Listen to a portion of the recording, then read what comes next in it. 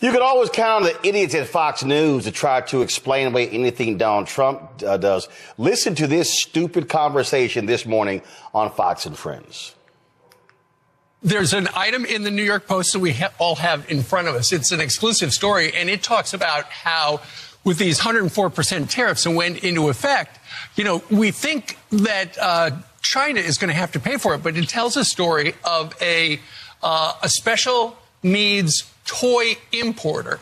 And when the tariffs went into effect at midnight, his tariff, he's been paying a tariff because he gets stuff from China, $26,000 a year. His tariff bill went from $26,000 at midnight to $346,000. And that's money he's going to have to come out of his pocket. It sounds like he's going to have to go ahead and close down part of his business. He tried to make the toys in the United States, but the tariff on that, his most popular item, went from $0 to $17 at midnight. And what he told the New York Post is people don't understand the tariff situation. They think just foreign countries are paying for the tariffs. That's not true. Half of the tariffs are being paid for by U.S.-based companies. Yeah. So when you look at the big numbers and they look good, just remember that according to this guy, half of the small businesses and half of the tariffs are being paid by Americans. I'm sorry, did they actually say that this guy said that tariffs are being paid by Americans? But I thought dumbass Donald Trump told us nobody here was going to pay for it. These people are nuts. Lawrence B. Jones is sitting there saying, well, I think the elites have had it so well, but Trump, we just have to just let things just happen and calm down. And it's going to work out for the American worker. What the hell are you talking about? It's insane. It's absolutely insane. My panel, Andrew Clark, managing partner, District Legal Group, joining us from D.C. Joy Cheney, founder of Joy Strategies out of D.C. Michael Imhotep, host African History Network show out of Detroit. Glad to have all three of you here. I sit here, Andrew, and these people, they talk, and stupid stuff comes out. They lie. They're not being honest. Every now and then, they occasionally will actually speak the truth. You have Steve Doocy, who's sitting there. I mean, again, truly one of the dumbest people. I mean, you know it's something when you're Steve Doocy and you're one of the dumbest people on TV and you end up looking like a Rhodes Scholar when Sean Hannity's fiance, Ainsley Earnhardt, and that idiot Brian Kilmeade are sitting right next to you. I mean, that is an incredible feat by itself. But they sit here and they go through this stuff and they lie. And literally, the people who are watching are like, well, they said things are going to be okay, so they're going to be okay. They are all liars. Yeah, I mean, the crazy thing about these tariffs and something that I can't understand is they keep trying to talk about they're bringing back these manufacturing jobs. What manufacturing jobs are they bringing back? Over in China, they're making $5.31 an hour in these factories. How can we compete with that? Even with 100% tariff, 125% tariff, how can we compete with $5.31 on a tariff? So on a per hour. So I just don't understand what the logic is behind it, because the only people that are clearly going to suffer are the American people. When we go into the grocery stores, when we have our small business closing, and the only thing that we can do is go to these big box retailers who are going to be able to set whatever price they want for things, right? Because they're not going to absorb the prices. They're not going to take food out of their children's mouth. They're going to take food out of our children's mouth, out of our hands, and close down all of these small businesses that are competing with them, Roland. What's amazing to me, Joy, is that he was lying when he was running. He was straight lying. And these idiots actually fell for it. Donald Trump had to go home and go, because he wasn't talking to Melania because she don't talk to him. So he was probably talking to one of his aides who said, couldn't you actually believe these dumbasses believe the lies that I sold them on? They fell for it hook, line, and sinker. They have continuously fallen for it hook, line, and sinker. Donald Trump has been talking about tariffs and getting it wrong for decades. For decades. The only people who didn't understand what were going to happen with tariffs were the people who voted for him.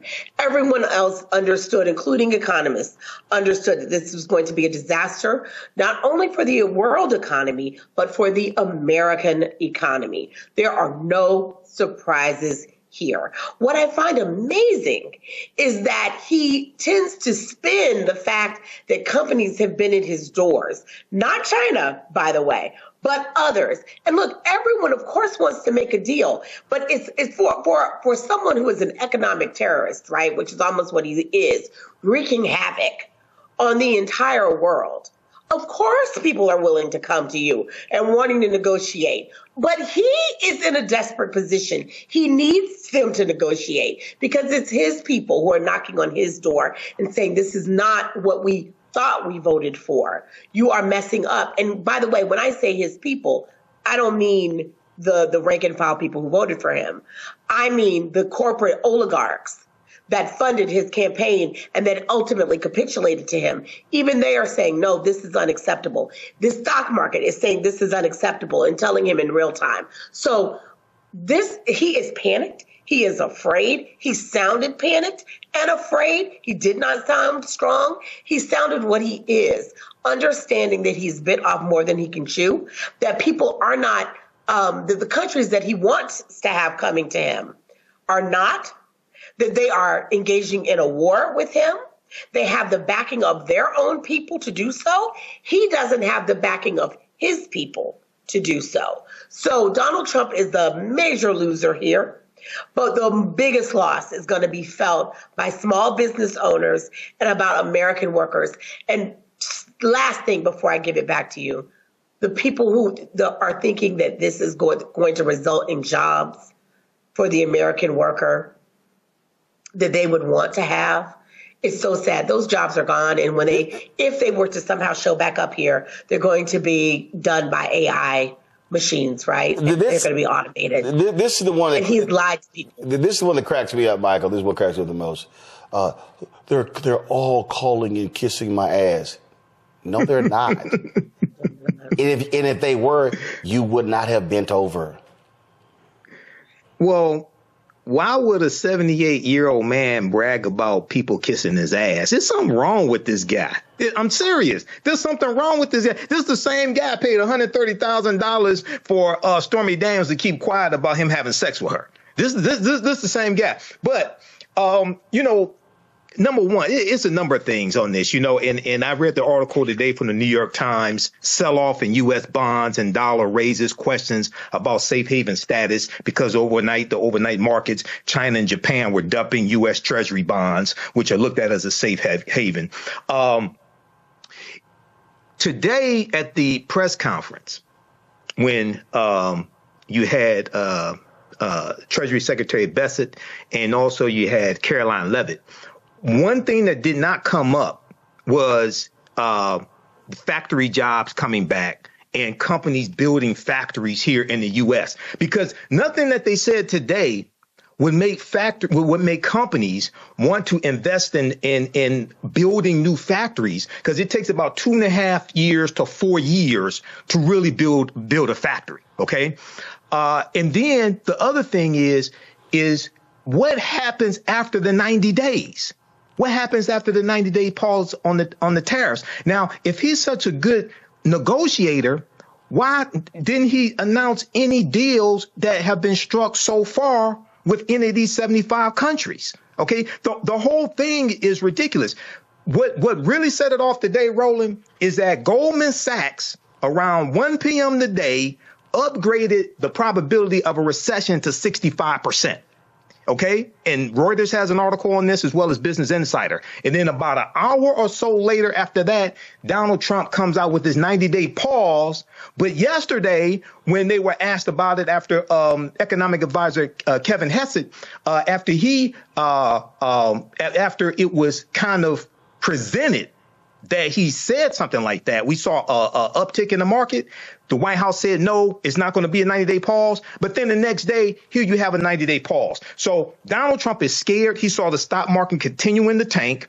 He's getting pressure, increased pressure from Republican senators, from some Republicans in the House, because they're getting massive pressure from Republican voters. Right. And also, Elon Musk yesterday called trade advisor Peter Navarro a moron and dumber than a sack of bricks. And it was Navarro who was the one who came up with this funny math for the tariffs.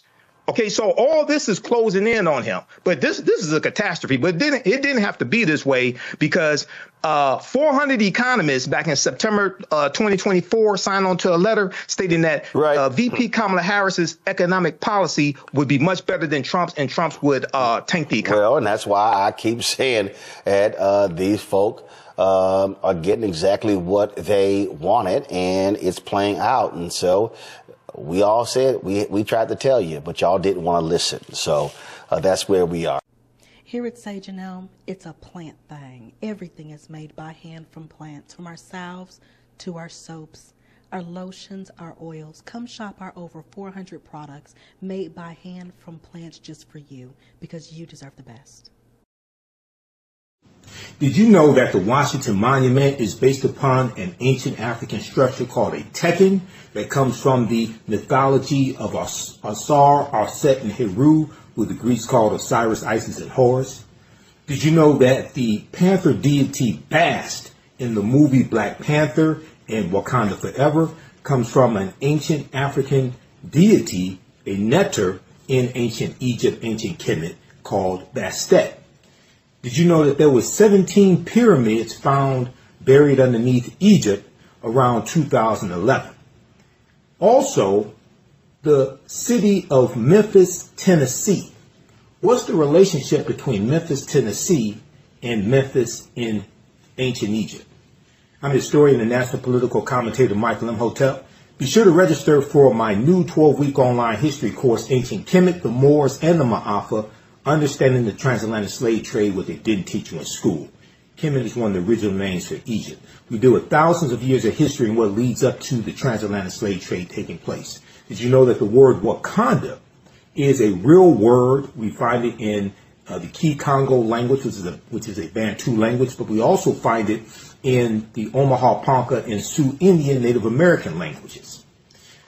My class starts up Saturday, March 1st, 2025, 4 p.m. Eastern Standard Time. This is a 12-week online history course. We do the sessions live. All the sessions are archived and recorded. We do with thousands of years of history and what leads up to the transatlantic slave trade taking place. When we talk about the transatlantic slave trade, we can't start our studying of the history in 1619 in Hampton, Virginia, or in Jamestown. We can't start in 1441 with the transatlantic slave trade, starting with the Portuguese. We have to deal with thousands of years of history that leads up to the transatlantic slave trade taking place. We'll deal with the 800-year occupation of Europe by the Africans known as the Moors, who take the teachings from the Nile Valley region of Africa into Europe, and this is what brings Europe out of the Dark Ages.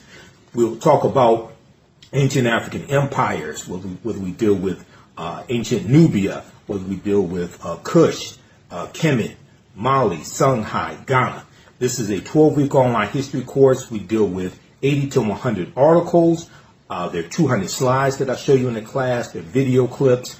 There are 15 books that we reference. You don't have to buy any of the books to follow along in class. It's a very visual class, so we show you all that information right on the screen. The class is PG-13 as well, so you can use this with your children. Download my lesson plan from my website, AfricanHistoryNetwork.com. Register right now. Right now, it's correct strong behaviors, not over till we win. Wakanda forever. AfricanHistoryNetwork.com. We'll see you in class. Peace. Is your child struggling with reading, writing, learning loss, and a culturally irrelevant curriculum? Do you want your child to be outstanding at reading and writing and also take pride in their culture? Then you want Reading Revolution Online. Reading Revolution Online is a web-based reading support program.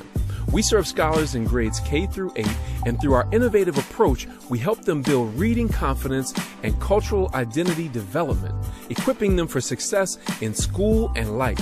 They learn about Black heroes and sheroes through captioned videos, reading selections, and other activities. Reading Revolution online is an experience for the whole family.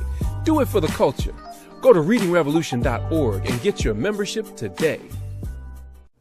Here at Sage and Elm, it's a plant thing. Everything is made by hand from plants, from our salves to our soaps, our lotions, our oils. Come shop our over 400 products made by hand.